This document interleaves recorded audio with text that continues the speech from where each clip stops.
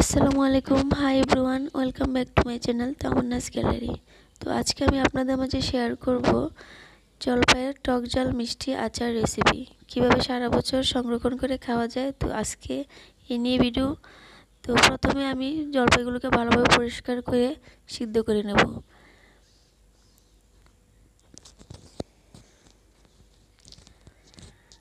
আমি এখন ঢাকনা দিয়ে এগুলোকে সিদ্ধ করে নেব। প্রায় 15 মিনিটের মতো আমি সিদ্ধ করে নিয়েছি। এখন পাঁচফোড়ন আর শুকনো মরিচগুলো টেলে গুঁড়ো করে নিলাম, আর জলপাইগুলো এক সাইডে রেখে দিলাম ঠান্ডা হওয়ার জন্য। আর এদিকে আমি এখন কিছু সরিষাগুলোকে আমি বেটে নিলাম, আর জলপাইগুলো ঠান্ডা হওয়ার পর আমি এগুলোকে একটু চটকে নিলাম। তো এখন আমি আচারটা তৈরি করব। তো দিয়ে দিচ্ছি পরিমাণ মতো সরিষার তেল, হ্যাঁ, তারপর দিয়ে দিলাম পাঁচফোড়নের ফোড়ন, আর শুকনো মরিচ দিলাম কয়েকটা, 1 চামচ রসুন বাটা। তো আমার জলপাইগুলো একটু বেশি ছিল, তার জন্য আমি 1 চামচ থেকে একটু বেশি দিয়েছি। তো এখন দিয়ে দিচ্ছি সরিষা বাটাটা, দিয়ে এগুলোকে আমি একটু ভেজে নেব।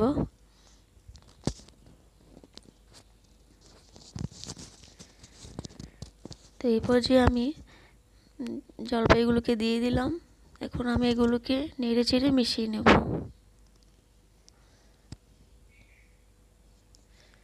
এভাবে উল্টে পাল্টে নেড়ে আমি দিয়ে দিচ্ছি পরিমাণ মতো লবণ, দিচ্ছি 2 চামচের মতো হলুদ, তারপর মরিচ দিলাম পরিমাণ মতো, যে যতটুকু ঝাল দিতে চান।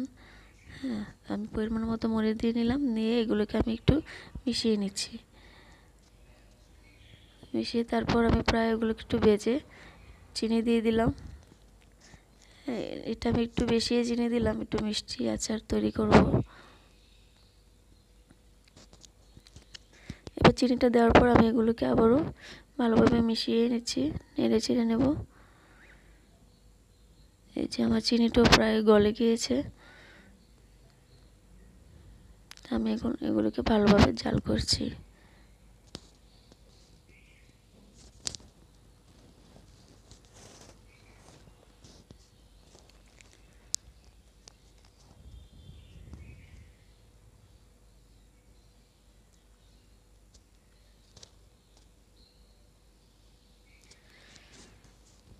তো এই পর্যায়ে আমার আচারটা প্রায় হয়ে গেছে। তো এই মুহূর্তে আমি একটু সিরকা দিয়ে দিলাম, যেন আমি সিরকাটা দেওয়ার কারণে এটা 1 থেকে 1.5 বছর মতো রেখে খাওয়া যাবে।